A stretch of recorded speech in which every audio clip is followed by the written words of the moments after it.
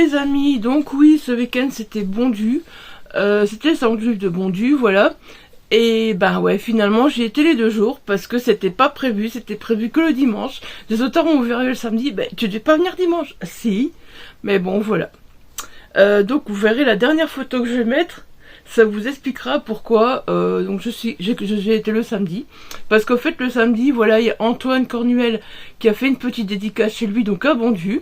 Et donc voilà, on était parti pour la petite dédicace chez Antoine. Et puis mon chéri me dit, bah voilà, il hésitait à aller voir Mig, et puis il dit oui, mais on va qu'au pôle BD, parce que Mig était là que le samedi. Je me dis pas de souci. Puis bah il attendait Mig était parti manger. Donc bah voilà, il me dit va faire un petit tour en bas, et puis bah, de fil en aiguille, on s'est retrouvé à passer toute l'après-midi sur le salon. Mais du coup j'avais rien emporté, je m'étais même pas attaché les cheveux entre guillemets, ou j'avais même pas fait un effort pour dire d'avoir un peu moins chaud. Il faisait très très chaud sur le salon, par endroits très très froid, mais par endroits très très chaud. Donc bah en gros j'ai pas fait de photos, parce que qu'est-ce qui s'est passé, Isa est venue directement rouge écarlate, avec les cheveux mouillés, c'était vraiment pas agréable. Donc voilà, je suis rentrée chez moi, j'ai vu ma tête, je me suis dit ah non, l'horreur. Mais bon, c'est pas grave, soit j'ai passé des bons moments samedi. Et puis du coup, bah, comme c'était prévu qu'on y retourne dimanche, on y est retourné dimanche, voilà, parce que bah, dimanche, je voulais simplement... Moi, j'allais simplement dimanche, parce que tous les auteurs que je voulais voir, entre guillemets, étaient là les 2 jours. Mais je voulais voir Harold Cobert aussi, voilà, le dimanche, qui lui ne venait que le dimanche.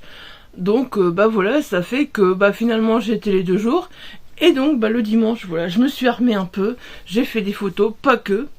Et donc vous verrez, les photos vous les aurez vues avant, et ben les vidéos vous les verrez après, voilà. Et j'espère que ça vous plaira, j'espère que voilà, ben vous serez ravis de voir ça. C'est ma petite participation dans ce que j'ai pu faire, voilà. J'ai pas vlogué, mais j'ai pu faire quelque chose, je trouve, de bien mieux, voilà. Être plus proche des auteurs, et ça c'est super, voilà. Donc je vous laisse avec ce que j'ai filmé. Bonjour Marine, donc toi tu es éditrice chez Évasion Édition. Comment tu en es venue à créer ta maison d'édition et qu'est-ce que ça représente pour toi? Alors, en fait, c'est tout bête. J'ai aidé pas mal d'auteurs indépendants, donc des auto-édités, à reprendre leurs textes et à faire leur pub, leur création de pages internet, enfin plusieurs. Tu fais des gestes. Et donc du coup, on est venu qu'après j'ai travaillé avec des maisons d'édition. Il fait des gestes. C'en est venu que j'ai été lectrice pour des maisons d'édition, et puis après j'ai fait des sites internet pour eux, et un peu plus. Et au final, à un moment donné, je me suis dit ben pourquoi pas le faire pour moi. Et puis le nom Évasion est venu tout de suite. Et puis David, que je connaissais en auteur indépendant à l'époque, m'a boosté, et Christina aussi, et puis et Elodie aussi, et qui font toujours partie de mes équipes aujourd'hui. Donc voilà. Merci. Ouais, ça va. Bonjour David, voilà, est-ce que tu peux me parler de tes romans un peu et comment tu en es venu à tes romans? Alors, je vais commencer par le premier. L'innocence assassinée, qui est un thriller horrifique. C'est venu d'un exercice que j'ai fait en masterclass, du temps où je commençais à apprendre à écrire. C'était Eric Emmanuel Schmitt, un grand auteur. Et l'exercice, c'était écrire une nouvelle pour apprendre l'empathie. C'est-à-dire que pour le méchant soit crédible, on devait prendre la pire ordure au monde, suivant ce qu'on pense. Hein. Et moi, j'ai pris un pédophile, parce que je supporte pas ça. Et donc, j'ai fait ma petite nouvelle.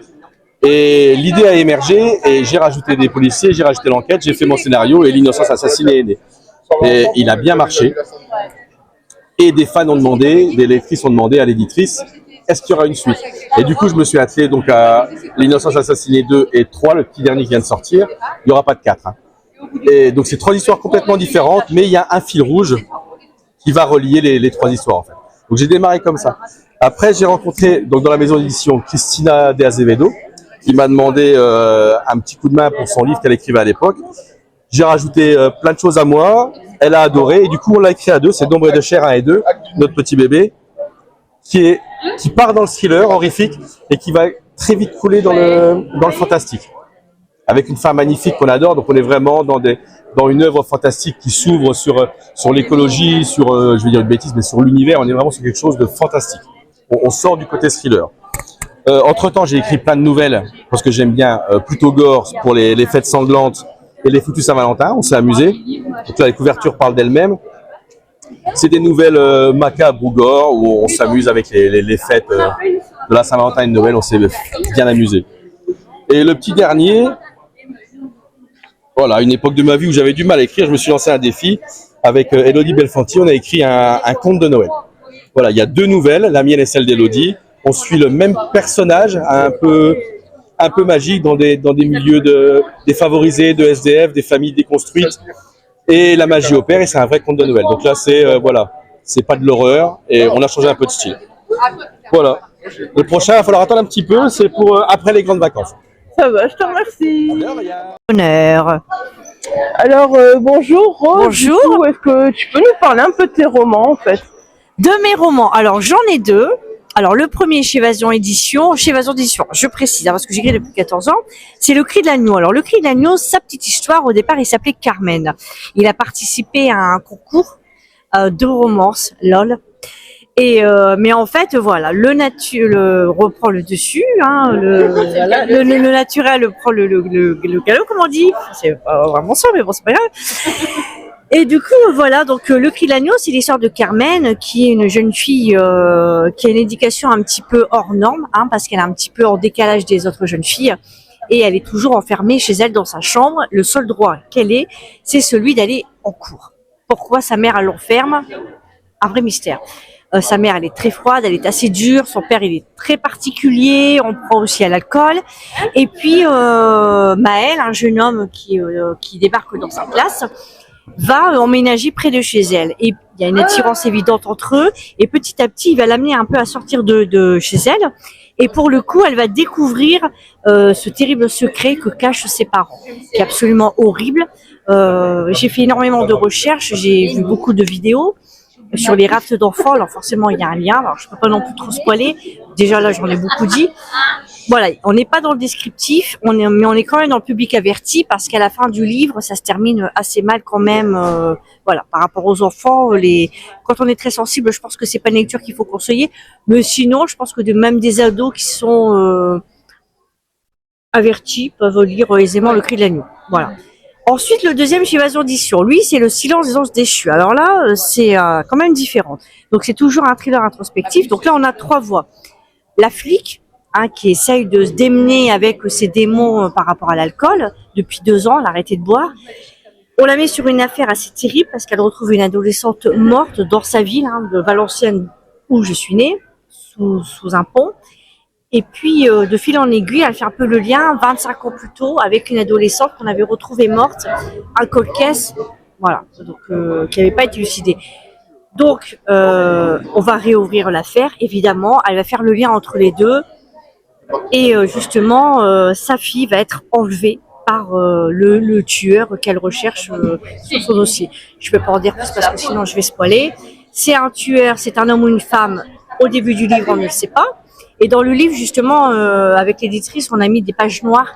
Parce que comme il y a 3 voix, il y a la flic, l'adolescente et puis le tueur, je me suis dit, le lecteur, tiens, quand il voit les pages noires, il se dit, là c'est évident, je suis dans la tête du tueur. Voilà. Ce livre-là, c'est pourquoi, c'est parce que je me suis posé la question et je pense que on croit savoir ce qu'on ferait si on touchait à l'un de nos enfants, alors qu'en fait, on ne sait pas du tout. On ne sait pas du tout si on deviendrait un monstre ou pas. On ne sait pas si on peut pas faire le deuil d'un enfant qu'on perd, c'est pas possible. Mais comment réagir? Ça, c'est la question qu'on se pose. Et voilà, sans prétention, c'est un peu je voulais pousser un petit peu le lecteur à réfléchir là-dessus. Et l'ambiguïté par rapport au personnage, c'est que les lecteurs sont obligés d'avoir de l'empathie pour le meurtrier. C'est horrible, mais c'est comme ça. On est obligé de tenir avec lui parce que malgré ce qu'il fait, on comprend la souffrance qu'il a d'avoir perdu sa fille en fait. Voilà, ça c'est pour les 2 thrillers chez Évasion Édition. Merci beaucoup. Je te remercie pour cette interview. Merci. Merci. Bonjour Julia, donc toi tu es éditrice en même temps et tu as la casquette d'autrice. Oui, tout à fait. Donc j'ai commencé à écrire. On a écrit un roman à 4 mains avec Vincent Dionisio. qui a été la première sortie de la maison d'édition que j'ai ouvert en 2023, fin 2023, Verlia Édition. Et pourquoi t'être lancé dans une maison d'édition? Alors déjà, j'avais eu des petites expériences de comité de lecture, de faire de la correction éditoriale, etc. Et c'est quelque chose que j'avais beaucoup aimé. Et accompagner les auteurs en fait à sublimer leurs textes, je trouvais ça passionnant en fait. Voilà. Bah ça va, je te remercie. Merci. Bonjour José, donc toi tu es auteur aussi. Est-ce que tu peux nous présenter un peu tes romans? Alors avec plaisir, donc j'ai 2 romans ici sur ce salon. J'ai Les Yeux Nuits qui est sorti en 2024, qui est un roman fantastique qui s'amuse avec de nombreuses références aux films d'horreur, au cinéma d'épouvante. Et puis on a Albertine, qui est plutôt un roman, alors qui est aussi de l'ordre de l'imaginaire, mais qui est plutôt un roman, je dirais, onirique, qui raconte l'histoire d'un monsieur qui s'appelle Julien, qui est aux prises avec une petite fille qui a des pouvoirs magiques et qui lui pourrit la vie. Voilà. Ça va, je te remercie. Vas-y. Bonjour Anthony, donc Bonjour. est-ce que tu peux nous présenter un petit peu ton roman et dire comment tu es venu à l'écrire au fait? Oui, bien sûr. Alors, le pupitre, donc c'est l'histoire de Cédric, un papa divorcé, pour qui la vie n'a vraiment pas été simple ces derniers temps. Il n'a plus de travail, il va bientôt être à la rue et il est en conflit juridique avec son ex-femme pour la garde de leur fille. Et dans le but de la rassurer, il va trouver un pupitre dans une brocante, un pupitre d'écolier des années 60, qu'il va vouloir retaper pour meubler la chambre de sa fille. Et à l'intérieur du pupitre, il va trouver une lettre d'amour d'un écolier à une écolière, écrite en pleine guerre d'Algérie, qui visiblement a les mêmes envies que lui a pour sa fille, donc c'est-à-dire avoir sa fin heureuse et être avec la personne qu'il aime le plus au monde. Et il va faire l'amalgame en se disant, si ce petit garçon a eu sa fin heureuse, peut-être que moi, avec ma fille, j'aurai ma fin heureuse. Et il va partir à la recherche de ces 2 écoliers, de ce qu'ils sont devenus, de leur histoire dans ces temps troublés. Et pour ça, il va avoir besoin de l'aide d'un vieil instituteur très grincheux, qui n'a pas du tout envie qu'on le dérange dans sa vie actuelle. Et j'en suis venu à l'écrire à cause des lettres que j'ai découvertes chez ma grand-mère après son décès. Des lettres qu'elle avait échangées avec son amant en pleine guerre d'Algérie, exactement pareil. Et je suis devenu papa il n'y a pas très longtemps. Et en brocante, je suis tombé sur un pupitre que j'avais envie de rénover. Et je me suis dit que les lettres de ma grand-mère, si j'avais pu en trouver une, par exemple, dans un objet qui datait de la même époque, peut-être que ça aurait pu conduire à ce genre d'histoire un petit peu familiale, quoi. Voilà. Ça va, je te remercie. Donc nous étions avec Anthony Blanchet, c'est ça? Tout à fait. Donc voilà, je représente son roman Le Pupitre. Un grand merci Anthony. Merci à vous.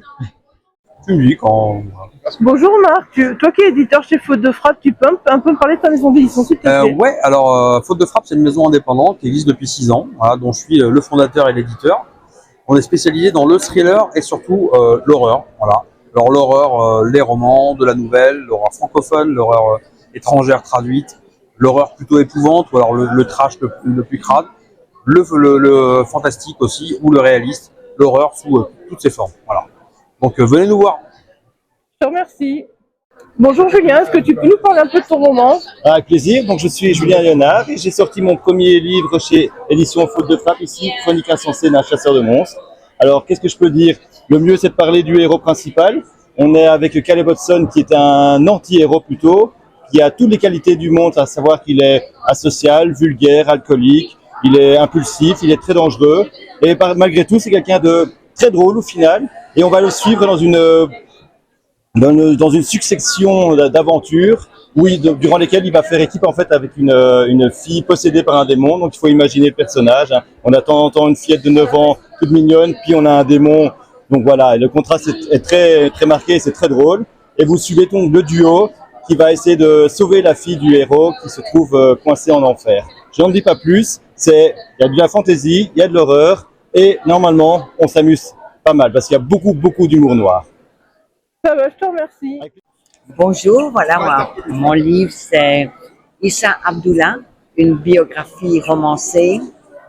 C'est pas un récit de vie ordinaire, c'est le récit d'un jeune migrant qui vient du Tchad et qui a traversé toute l'Afrique pour arriver en Italie, puis en France, puis en Belgique. Et c'est son parcours de migrant, donc ce n'est pas un reportage, c'est réellement un récit. Donc c'est pas comme une interview de ce jeune-là, c'est un récit, c'est une biographie romancée de son histoire. Voilà. Ça va, je vous remercie. Bonjour, est-ce que tu peux parler de ton dernier roman? Voilà, donc mon roman c'est Confinement mon amour, ici, voilà. Bon, comme le nom l'indique, c'est une histoire qui se passe sur fond de confinement. Donc il y a une double histoire. Il y a deux mondes parallèles. Premièrement, une histoire d'amour dans un monde où en fait la Covid-19 est vraiment hors de contrôle, avec beaucoup plus de morts que ce qu'on a connu, les hôpitaux qui s'écroulent complètement, des barrages routiers avec des militaires dans les rues qui tuent littéralement les gens qui sont malades, et il y a un couple qui essaye de survivre un peu dans ce monde-là. Et tous les soirs, en fait, ils font un rêve, le même, où ils rêvent en fait d'un couple qui se rencontre dans un monde qui vit un confinement aussi, mais un peu comme nous on l'a vécu, et un garçon et une femme qui se rencontrent sur fond de confinement. Ils tombent amoureux sur les réseaux sociaux parce qu'ils peuvent pas se rencontrer parce que c'est le confinement, voilà. Et donc il y a ces deux histoires d'amour, une réelle, l'autre dans un rêve, qui évoluent l'une à côté de l'autre jusqu'au dénouement, voilà. Ça va, je te remercie. Bonjour Jean-Luc, est-ce que tu peux nous parler un peu de tes livres? Oui, avec plaisir. Déjà, merci à toi. Bon, moi, j'écris souvent du noir. Donc, soit du polar assez classique, donc des histoires policières avec un enquêteur, soit du thriller, souvent des thrillers psychologiques. Donc, on rentre dans la peau du meurtrier, et puis parfois le meurtrier, c'est en même temps la personne qui résout l'enquête. On l'accuse d'un meurtre, c'est un peu ça l'idée. Parfois des nouvelles noires, donc la mort est partout. Ce bouquin s'appelle Partout la mort.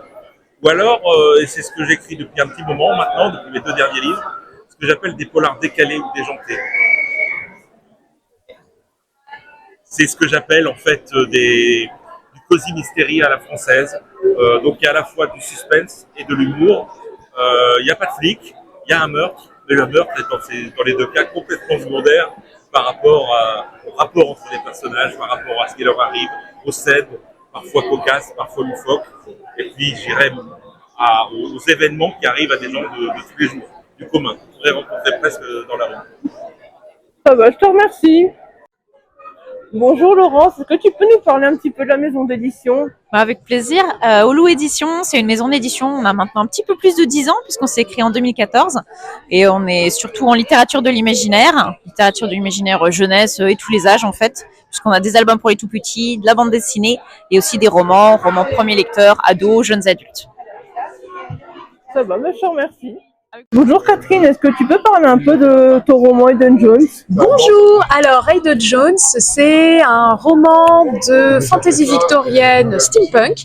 Ça se passe dans un Londres alternatif avec de la magie et des fées et on va suivre Hayden qui est un jeune garçon qui chasse les fées pour vivre. Son but ce serait de rentrer à la grande école de magie pour pouvoir sortir un petit peu de sa vie qui est compliquée et sa route va l'amener à croiser Grace qu'on voit ici qui est magicienne comme lui mais à qui on interdit la magie parce que Londres fin 19e, c'est une fille de bonne famille, elle est censée plutôt bien se marier et entre les deux va se nouer une drôle d'amitié qui va les amener à remettre en question ce qu'ils pensaient savoir sur ces petites créatures qui chassent où on leur a toujours dit c'est de la vermine, des rats, ils sont pas intelligents. C'est un roman d'aventure, de magie et de réflexion sur la tolérance et l'acceptation de l'autre. Ça va, je te remercie. Bonjour Julien, est-ce que tu peux parler de ton dernier roman, s'il te plaît? Bien sûr, donc le titre, c'est Le jeu du bonheur a commencé comme ça. C'est l'histoire de trois amies, trois copines qui partent en week-end pour fêter le divorce de l'une d'entre elles. Et pendant le week-end, au Pays Basque, elles décident de jouer un jeu, celui de dire la vérité, 100% la vérité, tout ce qui passe par leur tête, sans filtre, de faire tout ce qu'elles veulent, sans avoir peur du regard des autres. Et elles prennent tellement de plaisir à jouer à ce jeu qu'à leur retour chez elles décident de le continuer. Et tout leur entourage va en faire les frais. Leurs conjoints, leurs amis, leurs voisins, leurs collègues, leurs patrons. Mais jouer à ce jeu de la vérité, de la liberté à un prix, et il pourrait bien bouleverser leur vie. Donc je vous invite à le découvrir. Il est sorti il y a 3 jours, le 13 mars. Il est partout en librairie et moi je serais heureux de vous rencontrer ailleurs. Là ici je suis au salon de Bondu avec l'Antre du Bonheur. Merci l'Antre du Bonheur. De rien. Et on se voit à très vite. Ciao. Bonjour Léa, est-ce que tu peux parler un peu de tes romans et de toi? Oui, donc bonjour, je m'appelle Léa Vollen, je suis autrice aux éditions de l'Archipel où j'ai publié 3 romans. Ce sont des romans contemporains, feel good, dans lesquels j'aime parler des relations entre les gens. Et surtout aussi les apparences, parce que j'aime beaucoup mettre en avant des personnages qui de premier abord cachent beaucoup de choses et ne sont pas toujours aussi antipathiques qu'ils peuvent le paraître. Ça va, mais je te remercie. Bonjour Harold, est-ce que tu peux me parler de tes romans, de ce dernier roman? Alors bonjour, je vais te parler de celui-ci que tu connais, qui était sorti l'année dernière en grand format, qui est ici et qui vient juste de sortir en poche la semaine dernière, je crois, ou il y a 10 jours. Donc l'histoire, le rouge et le blanc, 2 frères russes blancs nés au tout début du XXe siècle, élevés avec leur sœur de lait. Le frère aîné qui est un réformateur libéral qui rêve d'une Russie un peu plus moderne, un peu moins féodale, façon monarchie anglaise. Et le petit frère qui lui est très tenté par toutes les aventures et toutes les théories marxistes, communistes, socialistes, anarchistes. Et ce trio va se retrouver fracassé par la révolution de 1917. Et à travers la rivalité de ces 2 frères, unis par cette jeune fille avec qui ils ont été élevés, dont ils sont tous les 2 amoureux depuis qu'ils sont enfants, à travers cette rivalité-là, on va traverser tout le XXe siècle jusqu'à la chute du mur de Berlin, et donc toute l'opposition Est-Ouest à travers 2 frères, ce qui permet d'humaniser la grande histoire à travers des parcours de vie et familiaux particuliers. Et le dernier en date réellement tout neuf, celui-ci, le procès Mein Kampf. Il faut savoir que Hitler publie Mein Kampf en 1925 en sortant de prison. Donc Mein Kampf a un siècle aujourd'hui. Et le livre se vend plutôt bien pendant 7-8 ans, enfin jusqu'en 1933 où il va devenir chancelier. Un coup 8 000, un coup 9 000, un coup 10 000. Mais en 1933, c'est 1 million d'exemplaires quasiment qui se vendent cette seule et même année, et Hitler cède les droits de traduction à 14 pays. Et il y a un pays où il refuse qu'il soit traduit catégoriquement, c'est la France, parce qu'il annonce clairement qu'il va refaire la guerre à la France, le temps que l'Allemagne soit enfin réarmée, et donc il interdit cela. En France, une bande d'anciens combattants, adeptes membres de l'Action française, donc maurassiens, antisémites, veulent le faire traduire d'une manière pirate pour l'envoyer à tous les journalistes, aux hommes politiques, sénateurs, députés, pour alerter les consciences, pour expliquer que Hitler nous dit que tout va bien, mais qu'en réalité il prépare quelque chose contre nous. Mais le problème, c'est que pour faire publier ce livre-là, il faut du financement, et très étrangement, alors comment cela est-ce possible? Mais ces antisémites patentés vont être financés par la LICA, l'ancêtre de la LICRA, c'est-à-dire la pointe intellectuelle juive française avancée, donc une sorte d'union sacrée qui s'établit parce qu'il faut défendre la France, et quand le livre sortira en 1934, Hitler furieux l'apprendra et fera un procès retentissant. Et c'est toute cette histoire de comment cet étrange attelage a pu se construire, et ce procès où on a essayé de se servir du tribunal comme d'une tribune, qui a annoncé tous les périls qui montaient à l'horizon, mais que personne n'a hélas voulu entendre. Bonjour Christian Ludovic, est-ce que vous pouvez un peu nous parler de vos romans? Oui, donc moi je suis Christian, donc forcément voilà Ludovic. Alors on a écrit ensemble 3 romans. Le premier, Alabama 1963, qui se passe pendant la ségrégation aux États-Unis. Donc tout est dans le titre, hein, ça se passe en Alabama en 1963. Le deuxième, America, est plus un conte initiatique sur une jeune fille qui traverse les États-Unis dans les années 70 et va rencontrer toutes sortes de personnages différents. Et le dernier, À l'ombre de Winnicott, qui se passe cette fois-ci en Angleterre dans les années 30. Ils sont très différents tous les 3, c'est des gens différents. Cela dit, à chaque fois, forcément, on retrouve notre patte. On aime bien le mélange des genres, donc il y a Il y a pas mal d'humour dans les trois. Il y a De l'émotion. de l'émotion, on espère, Du rire aussi. ouais. Et puis du mystère dans le dernier en particulier. Et qu'est-ce qu'on peut dire d'autre? Un peu le dernier. Ouais, le dernier, donc c'est une préceptrice française qui vient faire l'éducation d'un petit garçon anglais. Donc ça se passe en Angleterre en 1934. Et ce petit garçon est aveugle et le manoir a la réputation d'être hanté, donc il y a pas beaucoup de personnel qui travaille dans ce manoir-là. Et qu'est-ce qu'on peut dire d'autre? Ouais, donc le cœur du roman, c'est vraiment la relation entre ce petit garçon et sa préceptrice, et ils vont nouer une amitié, je pense on peut dire, tous les deux. Une relation semble-t-il assez touchante, d'après ce que nous disent les lecteurs. Et une relation de confiance, voilà. Et du coup, vous écrivez à quatre mains, comment ça se passe? Alors, en fait, on écrit tout ensemble, on écrit chaque phrase ensemble. On se met d'accord avant sur ce qu'on a envie de raconter et les thèmes qu'on veut aborder. Ouais. Et puis on discute jusqu'à arriver à un plan assez précis en fait. Ça nous prend quelques mois pour arriver à ça. Et ensuite, au moment d'écrire, on se met tous les deux derrière l'ordinateur. C'est moi qui tape au clavier, mais on discute tous les deux. Et en fait, c'est une sorte de ping-pong verbal. Il y en a un qui lance une phrase, puis l'autre rebondit pour affiner un petit peu, et très vite, on arrive à la formulation qui nous plaît tous les deux. Ça va, je vous remercie. Merci. Bonjour Christophe, est-ce que tu peux nous parler de ton dernier livre? Oui, La Noyée de Carnac s'est inspiré d'un souvenir d'enfance. Quand j'étais gamin, je suis allé sur une plage et j'ai vu un bateau qui s'encastrait sur les rochers, et du bateau, malheureusement, il y a quelqu'un qui est tombé et qu'on a retrouvé mort. Au début, on a cru que la personne était tombée. Ensuite, on en était moins sûr. On a retrouvé le corps sur la plage. On a su qui c'était assez rapidement, une jeune fille.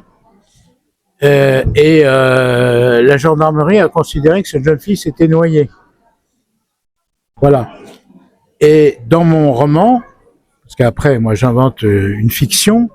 Dans mon roman, j'imagine que le père de la jeune fille pense qu'elle ne s'est pas noyée accidentellement, mais qu'elle a été tuée, et lui, il cherche le meurtrier. Qui a tué ma fille? Il pense que c'est pas un accident. Il pense que c'est un crime, et il cherche le meurtrier. Et il y a un certain nombre de gens qui sont soupçonnés. À la fin, j'en dis pas plus, il découvre le meurtrier.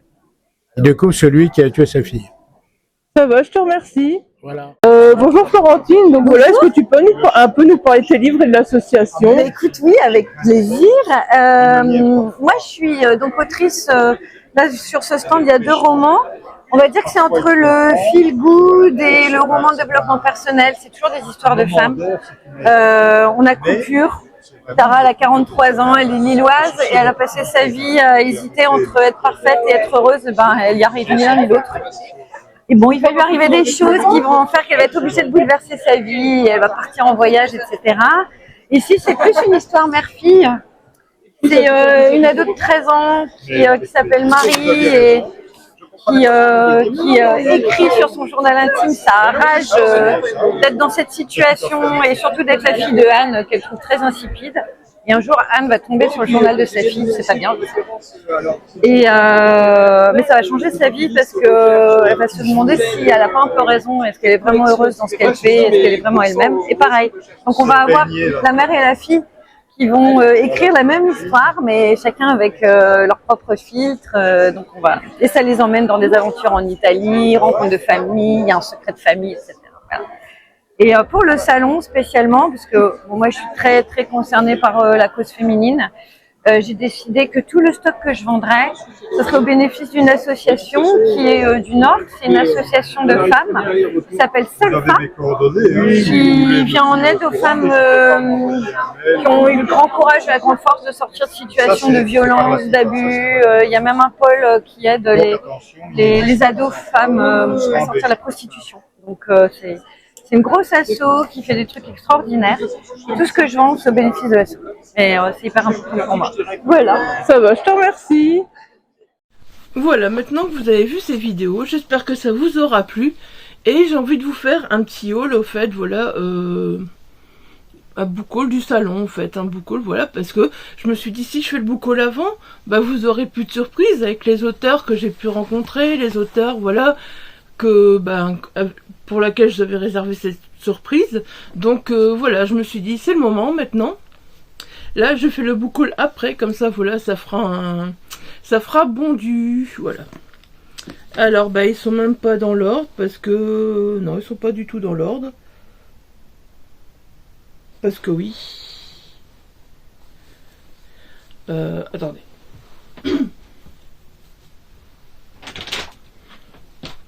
On va essayer de pas faire trop d'ASMR avec le sac, parce qu'il y en a qui sont encore dans un sac.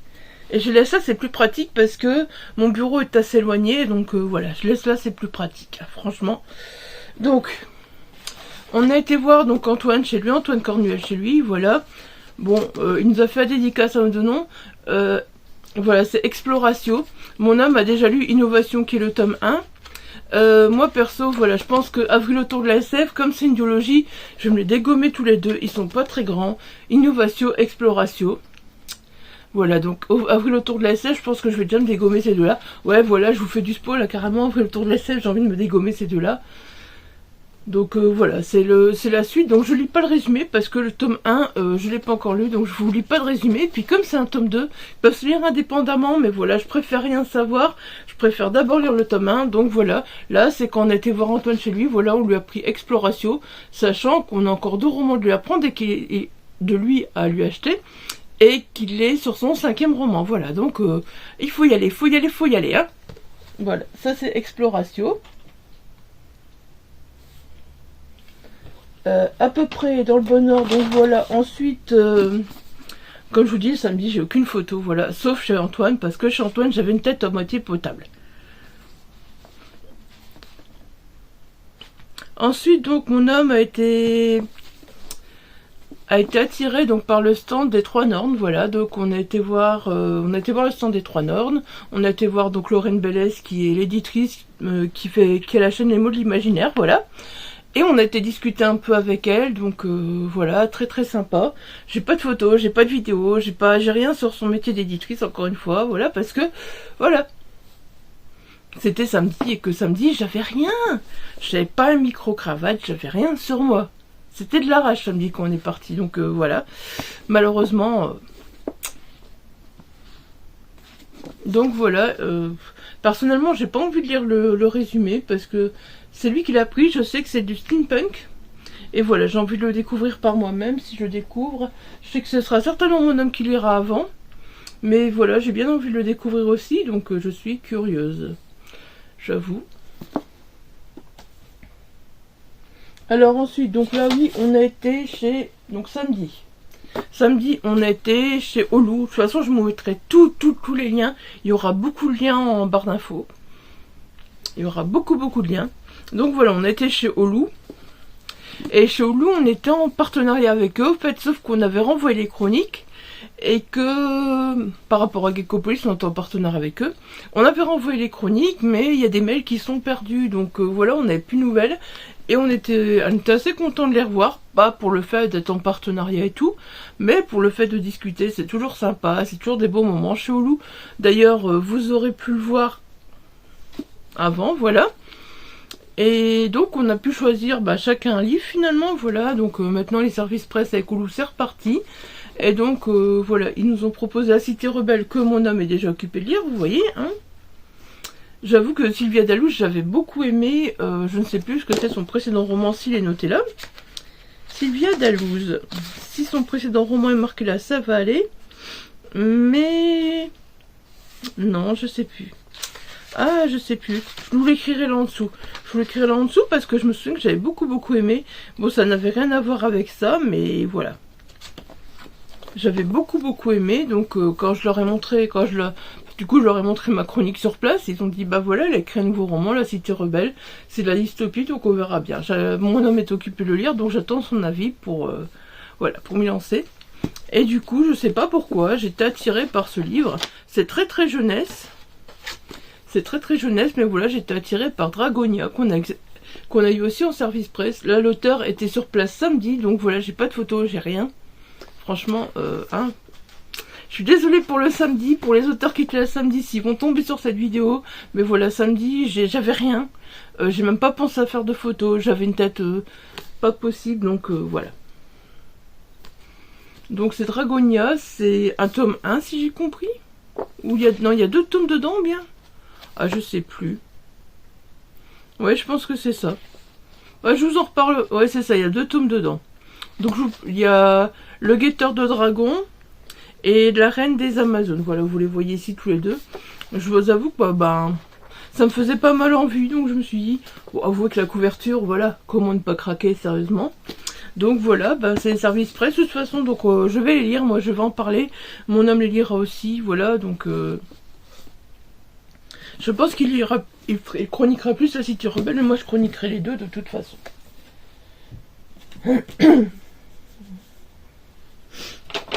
Ensuite, j'ai été voir, voilà, Jean-Luc Menet, c'est un auteur que j'apprécie beaucoup. J'ai déjà lu d'autres de ses romans qui m'avaient envoyé en service presse numérique. J'avais repéré une couverture, mais il m'a dit que ça pouvait se lire indépendamment, mais que c'était mieux que le premier, c'était celui-là. Donc voilà, c'est pas la couverture que je préfère. Je vous mettrai l'autre couverture ici, donc du second. Donc voilà, Complètement frappé de Jean-Luc Menet. Apparemment, c'est un peu un polar humoristique, si j'ai compris. Voilà, c'est un peu un polar avec un personnage un peu, voilà, atypique, et puis il y a de l'humour. Des personnages en couleur et attachants découvrent un road trip incroyablement loufoque et déjanté. Bon, j'avoue que je suis curieuse parce que j'ai lu du thriller très sérieux de lui. Donc voilà, je suis encore une fois très curieuse. Et j'avoue que l'auteur, voilà, j'étais très curieuse à le découvrir. Quand j'ai vu qu'il était là, pareil, j'étais très contente. Parce que je me suis dit, c'est sympa, je pourrais enfin le rencontrer. Alors que j'ai eu 2 de ses livres et voilà quoi. J'étais très heureuse d'aller le rencontrer aussi. Alors là, oui, ça a été un bonheur. Ouais, bon, il y a encore le ticket du Furet du Nord dedans. Hein. Il fallait bien laisser les tickets quelque part parce que quand on passait aux caisses, voilà. Bon, tous les livres sont dédicacés, mais je vous montre pas les petites dédicaces. Hein. Ça, voilà, c'est moi et voilà. Alors là, voilà, j'ai été voir un auteur qui a réussi à me toucher plusieurs fois. Donc c'est Julien M. Je réveillerai les couleurs du bonheur. Voilà, vous verrez qui parle. Moi, j'ai pris un poche parce que maintenant, voilà, oui, je sais, je suis pas crédible sur ce que je vous ai montré d'abord, mais voilà, je privilégie les poches quand c'est possible. Voilà, je privilégie énormément les poches quand c'est possible, donc voilà, c'est ce que j'ai fait là. Je réveillerai les couleurs du bonheur. C'est un roman de Julien M que je n'ai pas eu l'occasion de lire, celui-là en plus, donc voilà, je l'ai vu, je me suis dit, je vais te prendre ce poche-là. Et voilà, j'espère que... Avec ce roman plein d'émotions, Julien M signe un hymne à la tendresse et à la famille. Voilà, donc j'étais très contente. Je me suis dit, je l'ai pas lu celui-là. Allez, on prend celui-là. Surtout que j'en ai un autre que j'étais lui faire dédicacer le lendemain. Mais, il est là. Il est là, je pense. Voilà. Du coup, celui-là, je l'avais déjà lu en numérique. Je l'avais reçu en service presse numérique. Mais franchement, j'étais tellement contente de le retrouver, de le reprendre, parce que pour l'instant, celui-là, c'est mon roman préféré de Julien M. Il m'a tellement eu d'émotions avec ce roman, voilà, que je sais que je vais le relire. Je sais c'est le genre de roman que je vais relire. Je sais que c'est le genre de roman que je vais le relire, et encore en plus, voilà, avec une dédicace de l'auteur maintenant, ça fait super plaisir d'avoir dans la bibliothèque, parce que Julien M, c'est un auteur que, voilà, j'adore... Donc j'adore la plume.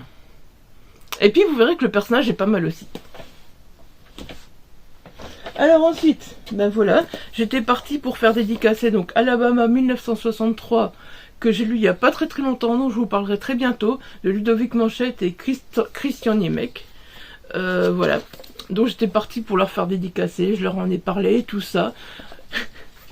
J'expliquais qu'on avait fait une lecture commune, Elodie si tu passes par là, j'expliquais que c'était toi Isaac Obouk qui me l'avait offert. D'ailleurs ils ont vu le petit mot dedans que, voilà, le petit mot du cadeau, il est toujours dedans. Donc voilà, ils ont vu. Donc du coup on a discuté un petit peu, voilà, je leur ai expliqué, voilà. Puis j'étais content finalement que c'est une personne qui me l'offre, qu'on fasse une lecture commune avec une autre personne, et puis voilà, ils étaient super contents. Ils sont super adorables aussi, franchement. Tous ces auteurs que j'ai rencontrés sont super adorables. Bon, chez Olu, j'ai rencontré Pierre Grimbert, mais Sylvia Dalou jamais encore. Hein. C'est la seule que je n'ai pas rencontrée au fait, là, pour l'instant. Donc voilà, je les ai rencontrés, et du coup, bon, ils ont parlé de leur livre. Et puis, moi j'étais partie juste pour leur faire dédicacer celui-là. Et puis mon homme dit, mais oui, mais celui-là, ça a l'air vraiment pas mal et tout. Ah écoute, si t'insistes, je vais pas te dire non, moi je vais pas dire non, donc voilà. Donc voilà, maintenant j'ai America, j'avoue que je pense que je vais le lire très très bientôt parce que je suis curieuse de découvrir celui-là après Alabama 1963. Bon, malheureusement, l'ombre du Winnicott, j'attendrai qu'il sorte en poche. Franchement, ils m'ont fait envie avec celui-là aussi, ils en ont bien parlé et tout. Mais franchement, j'attendrai qu'il sorte en poche. Parce que voilà, j'ai les deux en poche et... Bon, je suis passée chez Faute de Frappe. Voilà, bon là j'ai pas de photo du samedi, vous verrez qu'il y a un petit peu du dimanche. Donc j'étais voir Magali Vanout, que je lui ai pris L'enfer n'a qu'un visage. Donc c'est son dernier thriller dans l'univers de Qui a tué Jeanne Maz, voilà. Et apparemment là c'est porté par une bande originale d'Étienne Daou. Elle m'a mis un beau petit marque-page, voilà, à l'intérieur. Et voilà, j'étais contente de la revoir. Pareil, j'ai pas fait de photo. J'ai pas fait de photo, mais vous verrez une photo. Je vais essayer de demander si je peux piquer une photo. Voilà, pour la mettre dans la vidéo. Si j'ai pu, vous l'aurez vu, je vous mettrai des petites légendes à chaque fois. Donc j'ai également pris Contretemps de Virginie Saint-Geoffroy, tout simplement parce que j'ai toujours Amédée Despentes qui est là, je le vois, Amédée Despentes, je le vois là à côté de moi. Mais voilà, je n'ai toujours pas lu le tome 1, il y en a 5 qui sont sortis maintenant, donc Isa, vas-y, booste-toi, parce que t'en auras 4 à acheter derrière, ça me fait super envie. Bon, Amédée Despentes, vous avez compris, Peter Pan, j'imagine, voilà, hein, donc voilà. Donc ici, Contretemps, donc on va assister à l'enterrement de Boris, qui est tué par balle 5 jours plus tôt, une enquête qui piétine, qui sera bientôt classée, et puis, voilà, apparemment, il va y avoir une chose qui va se passer, et qui va faire que l'enquête ne sera pas classée, si j'ai compris. Voilà. J'avoue que Contretemps, ça m'intrigue un peu, parce qu'en plus, comment on va remonter et tout, je suis curieuse, voilà, donc... Donc en parlant de Faute de Frappe, voilà, donc là, celui-là j'ai terminé, je l'ai reçu en service presse, j'ai terminé, il n'est pas encore chroniqué, parce que j'ai terminé vendredi soir, tout simplement. Voilà, Chronique insensée d'un chasseur de monstres de Julien Léonard, mais vous avez pu entendre l'auteur qui en a parlé aussi, donc voilà, c'est un petit avant-goût, avant que moi je vous en parle. C'est franchement une pépite ce roman. Et du coup j'ai un petit marque-page édition Faute de Frappe, ouais, parce que je vais craquer un jour ou l'autre. Regardez toutes leurs collections poche là, j'aurais dû faire des photos sérieusement. Slugs, Destination Amityville, Blood Groove, La Nuit des Morts Vivants, Witchmaster, voilà, quand je les revois, c'est tous des petits romans poche à 10 €, et ça risque de faire mal, je risque de craquer beaucoup. Voilà. Faute de Frappe, j'en ai pas mal, hein, finalement. Je pense que quand je vais avoir fini mon rangement derrière, parce que vous voyez, c'est encore un peu le bordel, hein, je suis désolée, mais voilà. Quand je vais avoir fini mon rangement derrière, je pense que Faute de Frappe, ils auront leur petit coin bien à eux. Parce que franchement, j'en ai de plus en plus. Et du coup, je suis passée donc sur le stand. Pareil, j'ai pas de photos, j'ai essayé de faire un plan dimanche, ça avait tellement de monde au fait. Donc chez Aubin Édition, donc la collection Polar en or, hein. Voilà, j'ai voulu faire des plans dimanche et tout, mais il y avait plein de monde, j'étais là avec la perche comme ça marchait même pas, tellement il y avait du monde. Donc je pars passer les voir après, je ne sais pas. Donc voilà, j'ai vu Hervé Arnu et je lui ai pris Follower, donc Clic sanglant dans le Nord et le Pas-de-Calais. Voilà, j'avoue que ça m'intrigue. Ça m'intrigue aussi énormément, je vais bientôt le lire.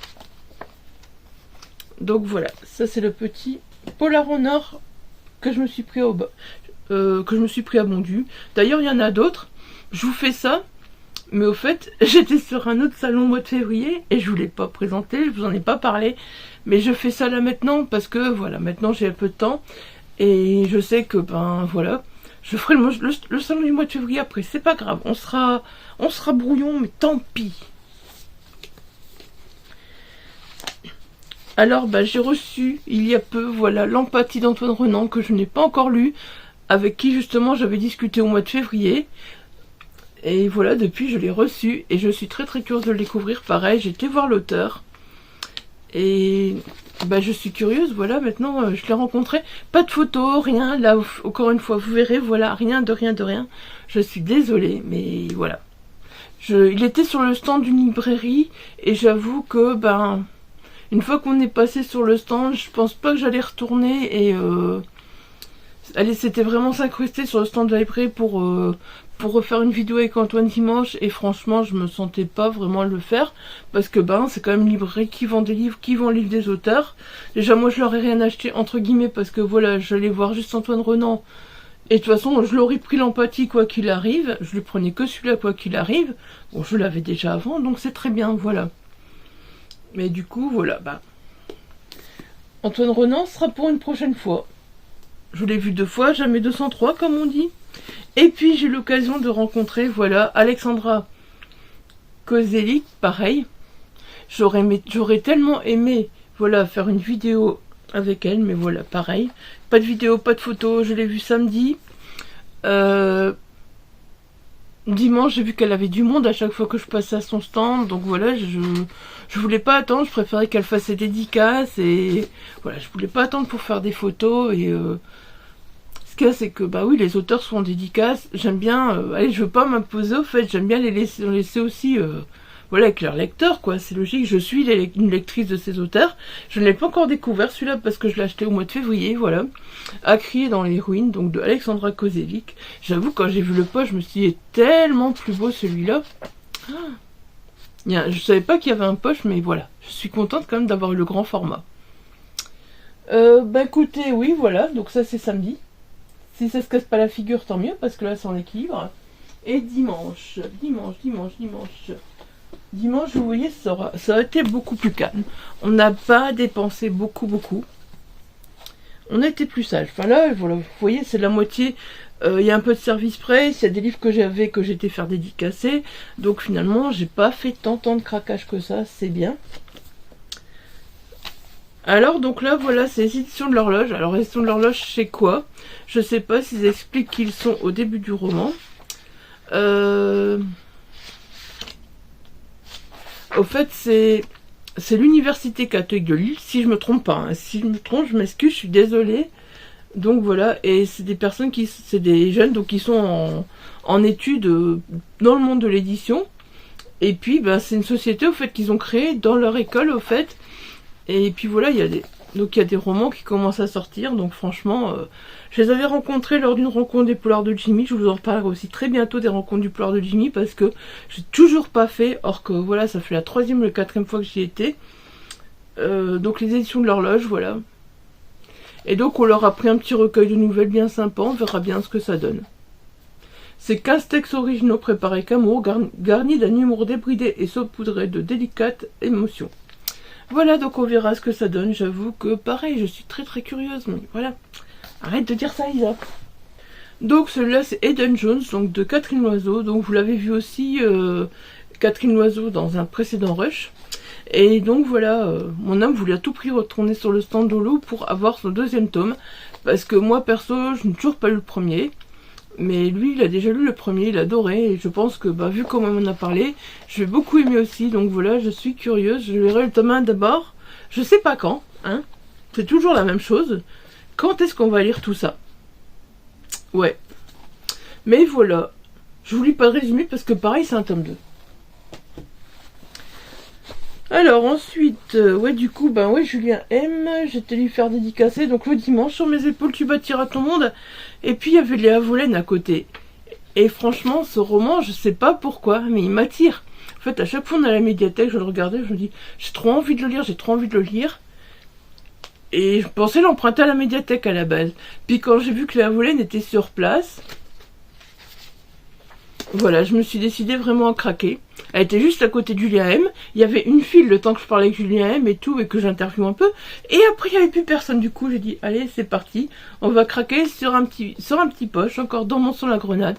Oui, je sais, moi, à chaque fois, je sais pas si vous, ça vous fera le même effet d'entendre ce titre, mais moi, à chaque fois, je pense à la chanson de Clara Luciani. Dans mon sang la grenade, regarde. À chaque fois, j'y pense. Voilà. À chaque fois, je pense à cette chanson, il n'y a rien à faire. J'espère que j'arriverai à lire le livre sans penser à la chanson parce que... Ou qu'elle nous y fera pas penser, hein. J'avoue que j'ai même pas regardé de quoi ça parlait. Je me souviens avoir regardé à la médiathèque de quoi ça parlait il y a un moment. Mais voilà, depuis, j'ai oublié de quoi ça parle. Je sais juste que ce roman me faisait très envie. Alors voilà, il y avait un auteur aussi que j'ai lu pas mal, que j'étais ravie de découvrir. Moi, je l'aime beaucoup. J'aime beaucoup ce qu'il écrit. D'ailleurs, vous l'avez vu aussi avant. Voilà. Christophe Ferré, La petite fille du phare. Celui-là, je ne l'ai pas encore lu. Pour l'instant, mon préféré de l'auteur, c'est Les Amants du Mont Blanc. Donc, on verra bien ce que ça donne avec celui-là. Voilà. Encore une fois, c'est un livre que j'avais ramené. Donc, pas d'achat. Pas d'achat de celui-là. Je voulais le voir samedi. Je me dis, il n'est pas là. Bon, bah tant pis, on le verra dimanche. C'est pas grave. Du coup, j'étais le voir dimanche. Donc, voilà, c'est comme ça que j'ai pu... faire une interview avec, faire ma petite photo avec l'auteur, voilà, c'est comme ça, c'était plus sympa. Mais c'est vrai qu'il m'avait demandé qu'est-ce que j'avais lu, puis j'avais... Ah mais oui, Les Amants du Mont Blanc, j'avais adoré. Et j'en ai déjà lu 2 ou 3, donc je ne sais plus, mais c'est un auteur dont, voilà, donc j'adore à chaque fois les romans, moi. Parce que c'est un auteur, il faut savoir... Il faut pas lire ça si vous attendez un thriller paf, paf, bam, bam, bam. Il faut s'attendre plutôt à un thriller nature writing, voilà. Parce qu'à chaque fois, il choisit bien l'élément, l'endroit où se passent ses romans.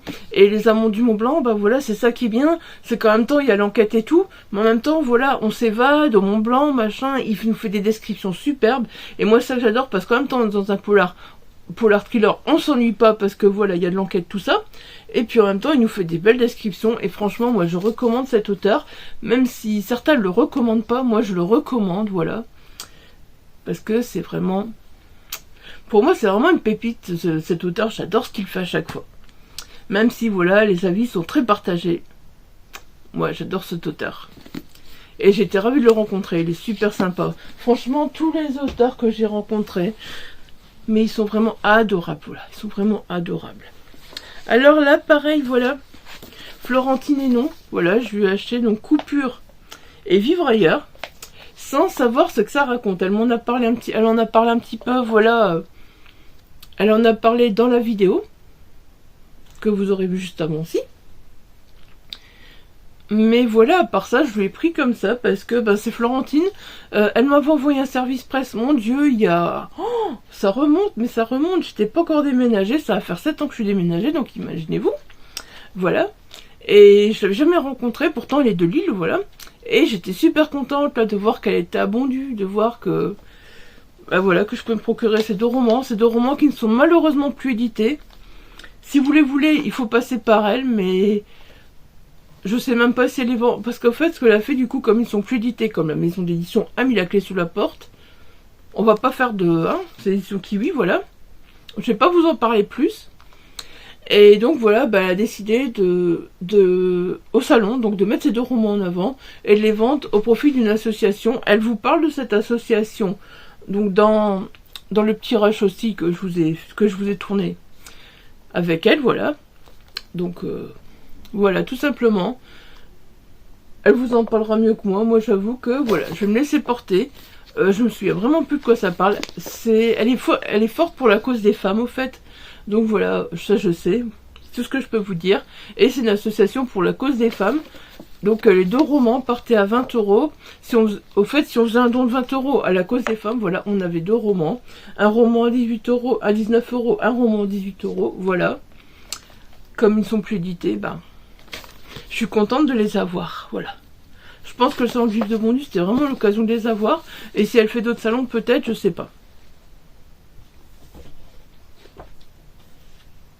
Et puis bien sûr, voilà. J'ai passé du temps aussi, j'ai revu j'ai revu, voilà, un auteur qui est passionnant, qui est... Vous le verrez dans les rushs aussi d'avant, hein. Harold Cobert, donc voilà, avec son procès Mein Kampf, je l'ai déjà lu. Je dois vous en parler aussi, parce que franchement, ce roman, je vais vous parler de son précédent aussi encore. J'ai honte, franchement, je vais vous parler de son précédent. Sont tous les deux des historiques, mais très bien romancés. Chacun, tous les deux très différents. Mais voilà, lui va vous en parler un petit peu, et peut-être qu'il vous donnera envie aussi de les lire. J'espère qu'il vous donnera envie de les lire, et moi je vous en parlerai très bientôt.